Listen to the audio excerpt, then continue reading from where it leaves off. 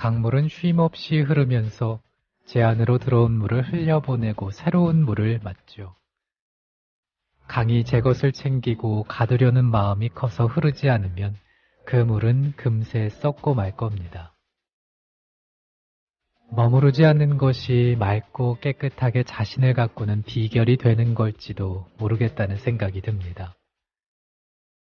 때로 삶이 무료하고 나른하다 느껴질 때가 있는데 어쩌면 그때 우리의 모습은 고여있는 물과 같은 거 아닐까요?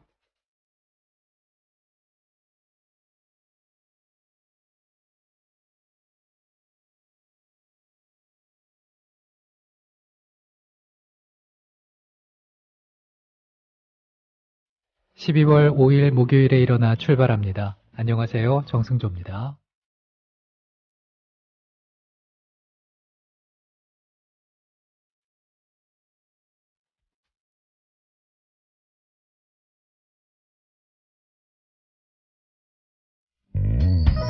더불어 행복한 세상 국민TV. 목요일 아침은 어떻게 시작하고 계십니까? 주말이 며칠 남지 않았으니까 오늘도 파이팅하면서 힘을 내면 쉴 수 있는, 또 재충전할 수 있는 주말이 다가오잖아요. 오늘 아침도 힘차게 또 편안하게 시작하는 그런 아침 되셨으면 합니다. 역사 속 오늘을 알아보고 있는 일어나 시간이지만은 우리 일어나 가족들의 사연과 신청곡도 함께 나눠보고 있습니다. 팟빵 게시판 그리고 일어나 프로그램 게시판에 사연 담아주시고요. 신청곡도 알려주시면 선곡에 반영을 하겠습니다. 우리 일어나 가족의 아침을 당신의 노래로 열어드릴게요. 어제 오늘을 알아보고 있습니다. 일어나 목요일 순서 듣고 계세요. 모네가 가진 건 눈밖에 없다. 동시대를 살았던 인상파 화가인 폴 세잔의 말인데요. 그의 말처럼 클로드 모네는 가난한 화가였습니다. 프랑스의 인상파 화가 클로드 모네, 오늘 역사 속 일어나의 첫 번째 주인공인데요. 만나보시죠.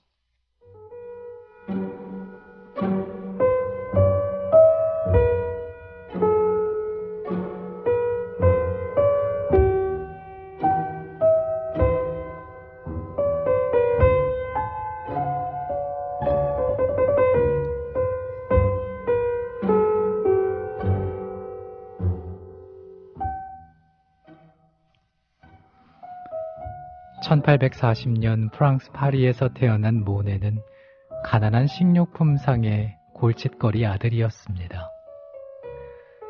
아버지는 둘째 아들이 착실하게 가게 일을 돕기를 바랬지만은 화가가 되고 싶은 모네는 그림만 그려댔죠. 가난 탓에 제대로 미술 교육을 받지 못한 모네의 갈증을 풀어준 것은 인상파의 선구자로 불리는 외젠 부댕이었습니다. 그림의 소질을 가진 17살 소년을 만난 부댕은 즉석에서 그린 작품은 아들리에 작품이 갖지 못하는 강렬한 힘과 생명력을 갖고 있다면서 야외에서 유화를 그려보라고 권했습니다. 그 뒤 모네에게 자연은 그 자체로 화실이 되죠. 사물을 있는 그대로 보는 법을 배웠고 빛에 눈을 떴습니다. 빛의 화가 모네의 탄생은 그렇게 시작됩니다. 모네는 시간과 날씨, 계절에 따른 빛의 변화를 쫓아서 매 순간 모습을 바꾸는 자연을 화폭에 담았습니다. 자연 그대로가 아닌 눈에 투사된 자연의 모습이었죠.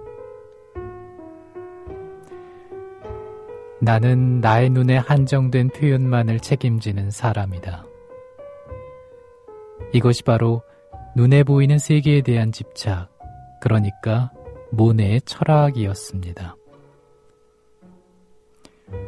모네는 1866년 녹색 드레스의 여인으로 살롱전에서 호평을 받으면서 자신의 이름을 알렸지만은 가난은 여전했습니다. 생활고에 허덕이다 투신자살까지 시도할 정도였으니까요. 전통 화법을 버린 그의 그림은 인기가 없었습니다. 1874년 모네가 전시회에 출품한 인상해돋이는 한 비평가로부터 인상주의라는 조롱을 받기도 했습니다.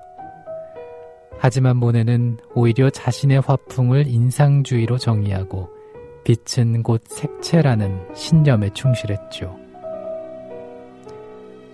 그는 매일같이 수십 장의 캔버스에 빛의 효과를 포착해 담았고 그 노력은 루앙 대성당, 런던 국회의사당, 수련 등의 연작에서 천변 만화의 색조로 표현이 됐습니다.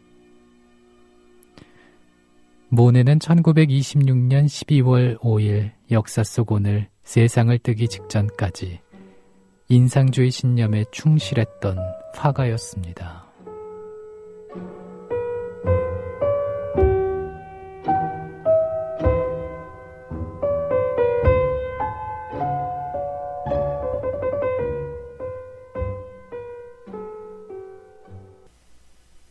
인상파 양식의 창시자 가운데 한 사람인 모네는 그의 작품인 인상일출에서 인상주의라는 말이 생겨났습니다.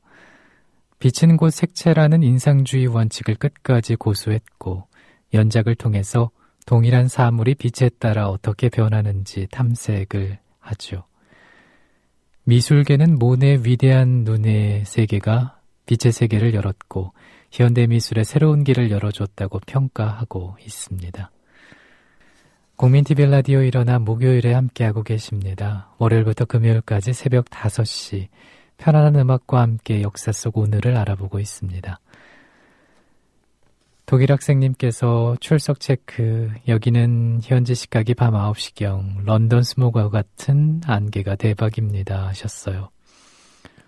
어제 서울도 중국발 스모그 또 연무로 하루 종일 뿌연 하늘이었습니다. 근데 왠지 그 독일 학생님이 계신 곳에 안개가 더 짙을 것 같다는 생각이 드는데요. 대부분의 유럽은 그렇지는 않겠지만은 영국 하니까 또 흐린 날이 생각나고 안개, 짙은 안개 말이죠. 이런 것들이 떠올라서요. 신청곡 블링크의 Kiss Me 남겨주셨는데요. 오늘 선곡에 반영을 하겠습니다. 일어나 가족 여러분 사탕합니다. 좋은 하루 되세요 하셨거든요. 네, 독일 학생님도 오늘도 좋은 하루 되셨으면 좋겠네요. 사연과 신청곡은 팟빵 게시판에 올려주시고요. 일어나 프로그램 게시판에 남겨주셔도 됩니다. 어제 오늘을 알아보고 있는 일어나 듣고 계십니다. 못다 읽은 책을 그냥 놓고 와야 하는 심정은 내 혼을 거기다 반 넘게 남겨오는 것과 같았다. 숙분의 다락방에서 만화책을 빼앗겼을 때와 비슷하면서도 그것과는 될 것도 아니게 허전했다. 미칠 것 같다고 해도 과장이 아니었다. 박완서의 소설 그 많던 시간은 누가 다 먹었을까 중에 일부분을 전해드렸습니다. 작가는 자화상을 그리듯이 쓴 글이라고 밝힌 이 소설에서 어린 시절 경성 부립도서관을 처음 찾았을 때의 기억을 떠올렸는데요. 경성 부립도서관 역사 속 오늘 이야기로 만나보시죠.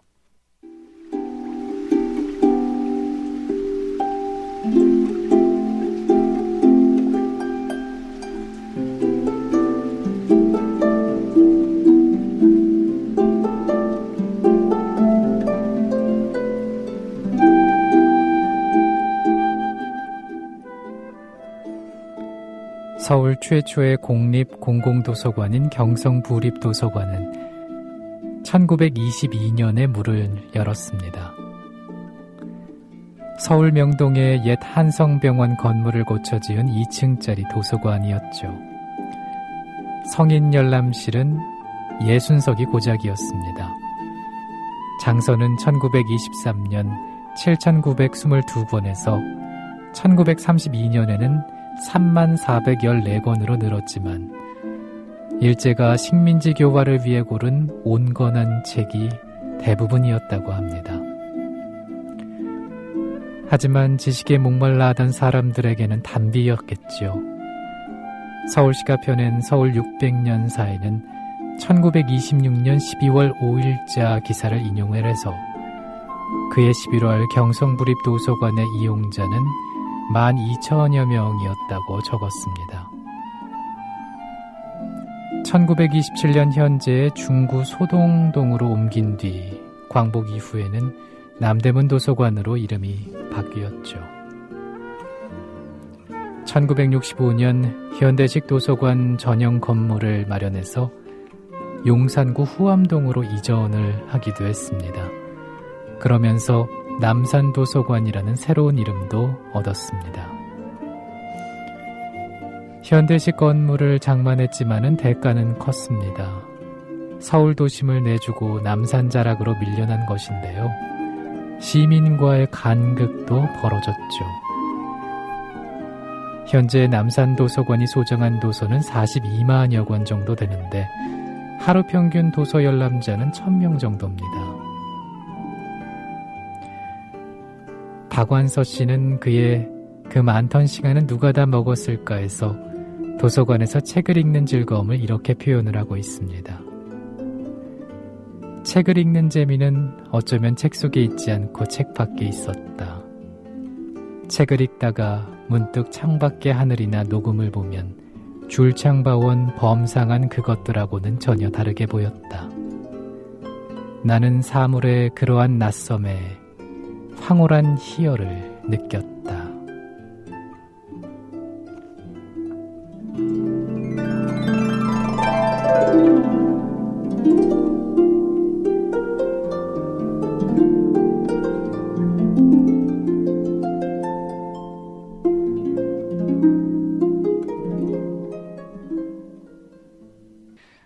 남산도서관 가보셨나요? 남산 중턱에 자리 잡은 그곳에 가보게 되면은 입구에 자리 잡은 목탑 모양의 야외 도서 보관함이 가장 먼저 눈에 들어오지요. 버려진 나무를 재활용해 만든 서적 보관함인 다람쥐 도토리 문고에는 책들이 가득히 보관돼 있습니다.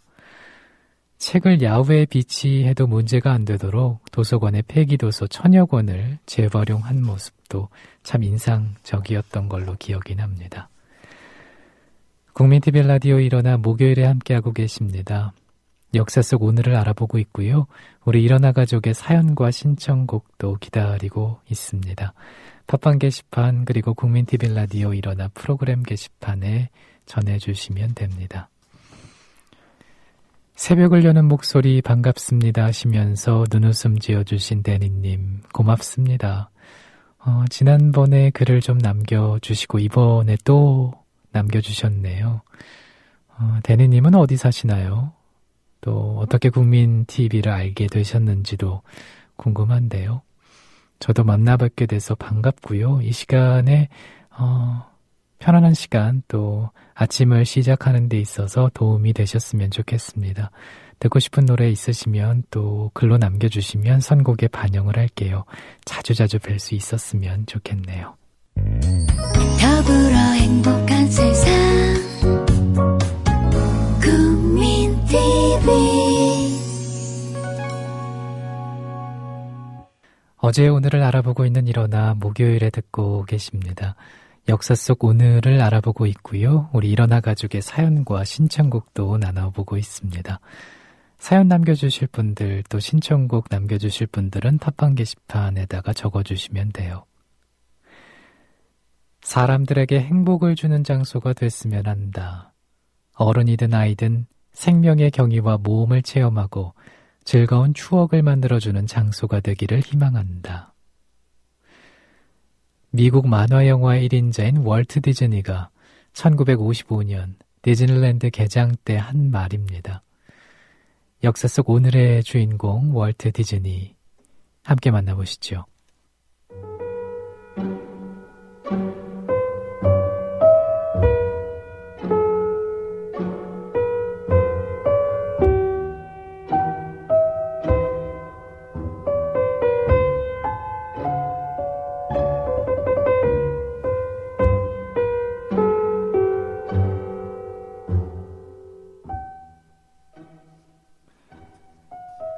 월트 디즈니는 1901년 12월 5일 역사 속 오늘 시카고에서 목수이자 농부인 아버지와 교사인 어머니 사이에서 태어났습니다. 그림 그리기를 좋아한 그는 1911년 캔자스시로 이사한 후 미술연구소와 디자인 학교에 다니면서 본격적으로 그림을 배웠죠.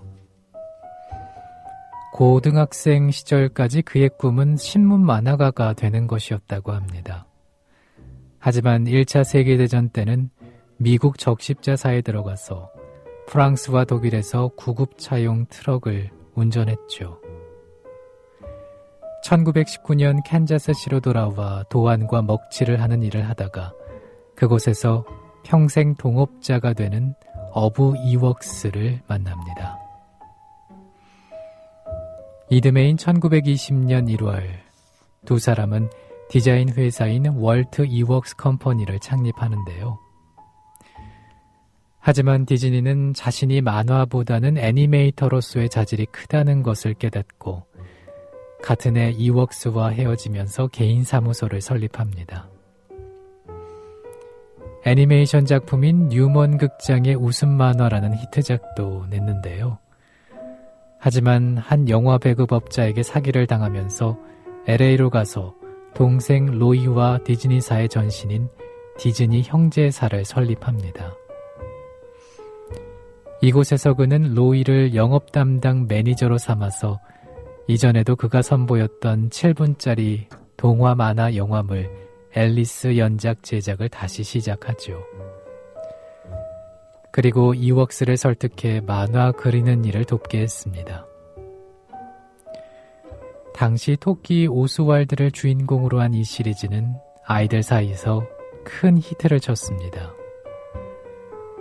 이어 1928년 쾌활하고 장난스러운 쥐인 미키마우스를 주인공으로 한 유성 만화 영화 3편이 선풍적인 인기를 모으면서 디즈니사의 기반을 확고히 다지게 되죠.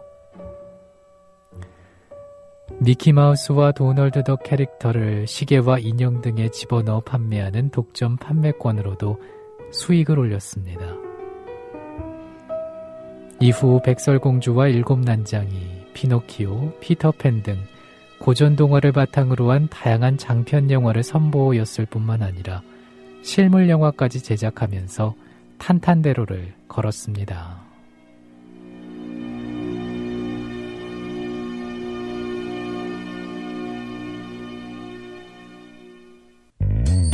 더불어 행복한 세상 국민TV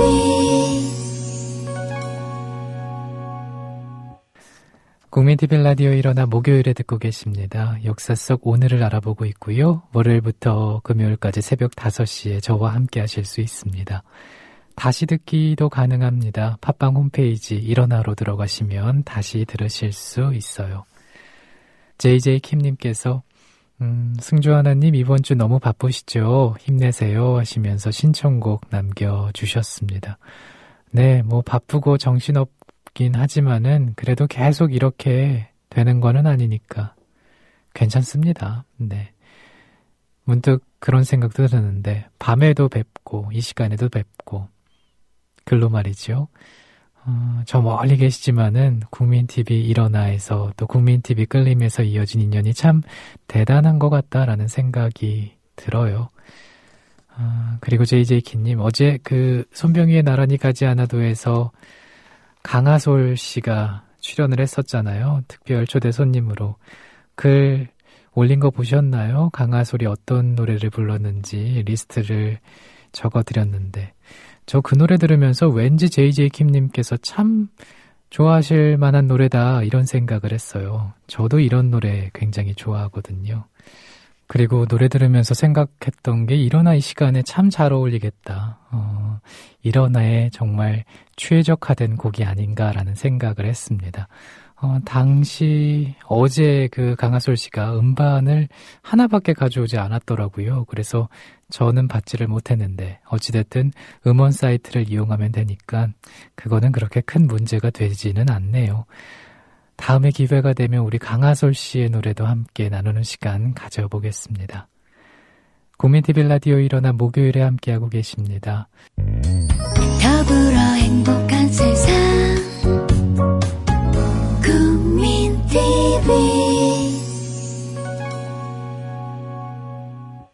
국민TV 라디오 일어나 목요일에 함께 하고 계십니다. 병을 치료하기 위해 쓰이는 약은 짧게는 7에서 8년, 길게는 15년 이상의 시간이 걸려서 개발이 된다고 하더라고요. 그 기간 동안 신약들은 거의 성공한 듯 보이다가도 2차 임상시험과 3차 임상시험에서 99% 이상 실패를 하고 다시 새로운 연구가 시작이 된다고 합니다. 하나의 신약이 개발되기까지 10여 년의 세월은 물론이고요. 무려 12,000여 번의 실패를 경험한다는 거죠.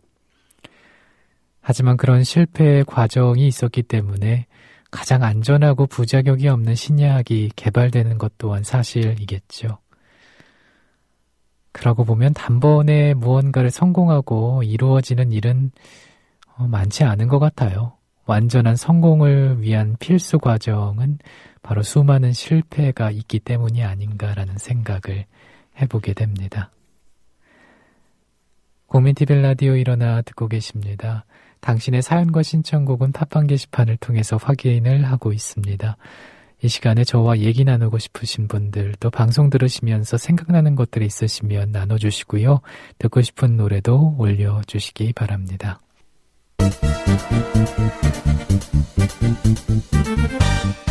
국민TV가 천년도시 전주로 갑니다. 미디어 협동조합 전라북도 조합원 한마당 행사가 돌아오는 토요일인 12월 7일 낮 3시 전주시 덕진구 백제대로 567번지 전북대학교 법학전문대학원 진수당 가인홀에서 열립니다. 정승조 아나운서의 사회로 역사의 혼을 부르는 가수 손병희의 콘서트와 전 통일부 장관인 정동영 민주당 상임고문과 함께하는 서영석 김용민의 정치토크 공개방송, 최동석 조상훈의 왜 협동조합인가 공개 특강으로 꾸밉니다.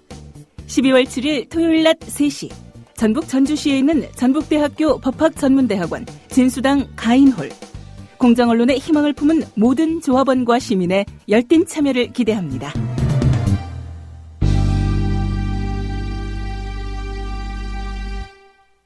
퓨어님께서 이번 주 토요일 날 시험을 보시는군요. 컨디션 조절이 가장 중요한 것 같아서 무리하지 않고 똑같이 하고 있어요. 승리의 날이 될 수 있도록 파이팅 해주세요. 하셨는데 오늘 내일 이틀 남았네요. 퓨어님. 맞아요. 이 컨디션 조절 그리고 마음을 잘 다스리는 게 시험 앞두고 제일 중요하지 않나 싶어요. 그간 열심히 또 차근차근 준비를 해 오셨잖아요. 그랬으니까 또 그동안 시험의 무대에서 여러 번 서 보셨을 테니까 늘 그렇듯 열심히 하셔서 당일날 꼭 원하는 결과 얻으셨으면 좋겠습니다. 늘 응원하고 있다라는 거 잊지 않으셨으면 좋겠어요. 끝까지 파이팅 하시기 바랍니다. 오늘 일어나 인사드리고요. 내일 새벽 5시에 뵙죠. 함께 해주신 여러분 고맙습니다. 더불어 행복한 세상